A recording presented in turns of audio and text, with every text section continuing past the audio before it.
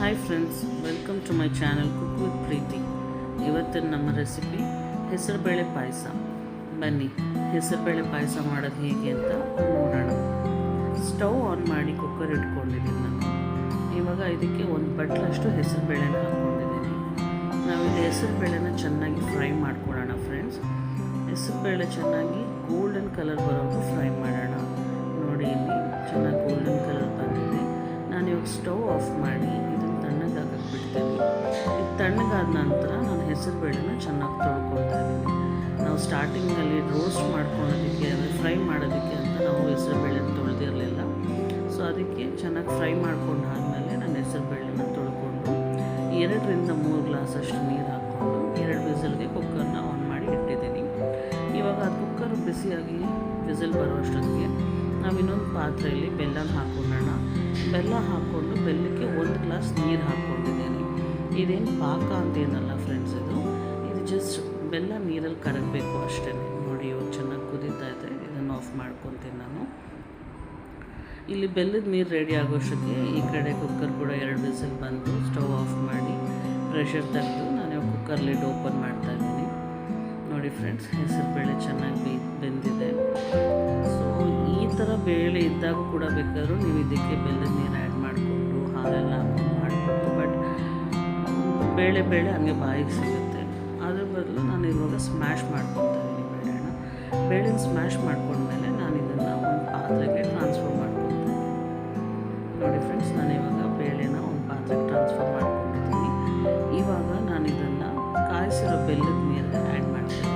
ಒಂದು ಸ್ಟೈನರ್ ತೊಗೊಂಡು ನೀರನ್ನ ಸೋಸ್ಕೊತಾ ಇದ್ದೀನಿ. ಬೆಲ್ಲ ಗೊತ್ತಿರೋ ಪ್ರಕಾರ ಕಾದ ನಂತರ ಅಥವಾ ಅದು ಕರಗದ ನಂತರ ಅದರಲ್ಲಿ ಕಸ ಕಡ್ಡಿ ಇರುತ್ತೆ.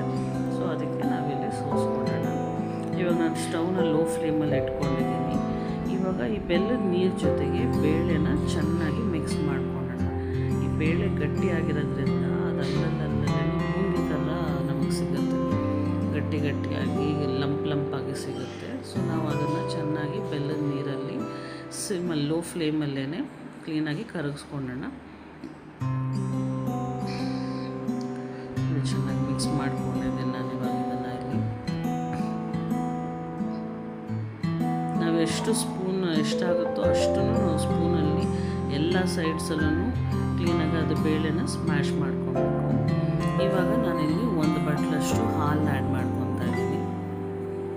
ಅಷ್ಟೇ ಫ್ರೆಂಡ್ಸ್, ತುಂಬ ಸಿಂಪಲ್ಲು. 15-20 ನಿಮಿಷ ಇಲ್ಲ, ಮಿನಿಮಮ್ ಹಾಫ್ ಆನ್ ಅವರಲ್ಲಿ ನೀವು ಮಾಡ್ಕೊಂಡ್ಬಿಡ್ಬೋದು ಈ ಪಾಯಸನ. ಸೊ ಹಾಲು ಹಾಕ್ಕೊಂಡು ಚೆನ್ನಾಗಿ ಮಿಕ್ಸ್ ಮಾಡಿ, ನಿಮ್ಮ ಹಾಲು ಹಾಕ್ಕೊಂಡು ಮಿಕ್ಸ್ ಮಾಡುವಾಗಲೇ ನಿಮಗೆ ಅದೊಂದು ತಿಕ್ ಕನ್ಸಿಸ್ಟೆನ್ಸಿ ಬಂದುಬಿಡುತ್ತೆ. ಸೊ ನಿಮಗೆ ಇಷ್ಟು ಸಾಕು ಕನ್ಸಿಸ್ಟೆನ್ಸಿ ಅಂದರೆ ಓಕೆ.